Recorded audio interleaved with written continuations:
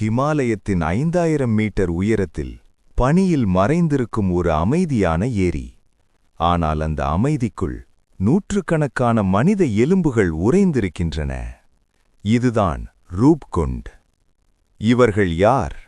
ஏன் இங்கே? ஒரே இடத்தில் ஒரே விதமாக இருந்தவர்கள். இது சாதாரண விபத்தல்ல. கிபி 9ஆம் நூற்றாண்டு திடீரென பெய்த கொடூரமான ஆலங்கட்டி மழை. பாறையைப் போன்ற பனிக்கட்டிகள் நேராக தலையில் விழுந்திருக்கலாம். சிலர் சொல்வது இது ஒரு யாத்திரை குழு. ஆனால் ஏன் அவர்கள் பாதுகாப்பின்றி இந்த பாதையில் வந்தார்கள்? டிஎன்ஏ ஆய்வுகள் சொல்வது இன்னும் அதிர்ச்சி. அவர்கள் எல்லாம் ஒரே இடத்தை சேர்ந்தவர்கள் அல்ல. அப்படியானால் இந்த மலைப்பாதையில் என்ன நடந்தது? பனிக்குள் புதைந்த அந்த ரகசியம் இன்னும் பதில் சொல்லவில்லை. ரூப்குண்ட் ஒரு உறைந்த மர்மம். மேலும் பல அரிய கதைகளுக்கு கதை தமிழை உடனே சப்ஸ்கிரைப் செய்யுங்கள்.